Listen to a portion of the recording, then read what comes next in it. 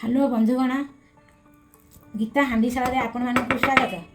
आस देखा अति प्रिय चिकेन दम बिरयानी भल भाव धोईक आनिली। एबे मैरिनेट करने मुझे काटिकी रखी। एबे देखते मुझे सब मसला रखी सजाड़ी मैरिनेट करने सब गोटे गोटे पकाऊ। देखो टमाटर पकईली। टमाटर मुझे दुईटा काटिकी छोट छोट आनी। थोड़ा सा धनिया पत्र पकईली।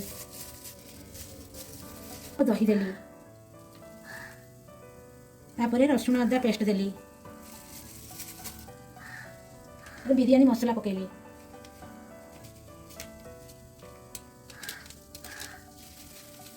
मैरिनेट हाँपाई भल भाव गुड़ाई देली। भी टिके पकईली। एक अधे घंटाए मैरिनेट हाँपाई अधे घंटाए छाड़ीद। एबे मु चाउल धोईकी आनिली। पानी फुटिलानी। चाउल पकाऊँ। 5 जन 750 ग्राम चाउल आनी। किले चिकेन 750 ग्राम चाउल। आपन तो जानती सोरिष तेल नॉनवेज रे भल लगे। तेल गरम है मु चीनी पकाऊँ। चीनी रू कलर बाहर बिरयानी को सजाइवाई मुझे पियाज पकाऊँ। पियाज लाल पड़गलानी मुझे खोली दूसरी।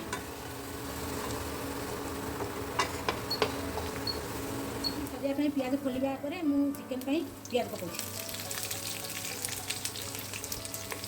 लाल हो गलानी। एबे काश्मीरी मिर्ची मु पकाऊँ। तापर रसुण अदा पियाज पेस्ट पकाऊँ। आसला परे मु हलदी गुंड धनिया गुंड लुण मसला थोड़ा घाटी दब। अधा घंटा हो सारा चिकेन मैरिनेट हो सारा। एबे चिकेन ढाड़ी दबा। चिकेन भल भाव मैरिनेट हो सारी पकई दूँ। मुझे घाटी दे घोड़नी पकई दूँ।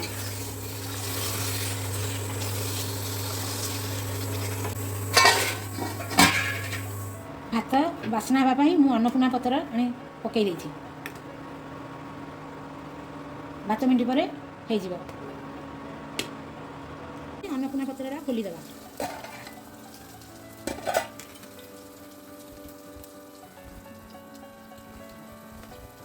मझे घाटी दे ना लगिज तले।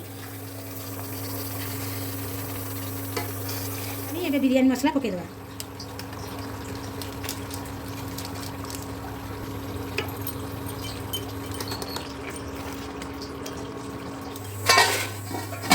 भात बसी। चलो ए रायता बनईदबा। पेसा दही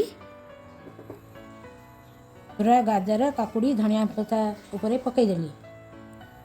कला लुण गोली मरीच एबे चाट मसला। जदि पानिया रायता दरकार ताले टिके पानी दबा। आसिया फूड कलर टिके गोलूँ। गलानी एबे भात आनिकी लेयर बाय लेयर दबा।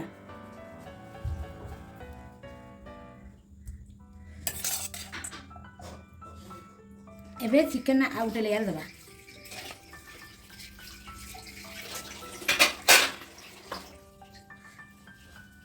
फिर आउटे भात लेयर पकाऊँ।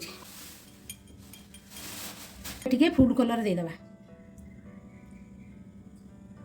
खोलिकी रखी थी। एबे बिरयानी को सजाई दबा। गला दम बिरयानी रेडी। ये आपन को ये वीडियो टी भल लगिला तो लाइक शेयर आउ सब्सक्राइब करंतु।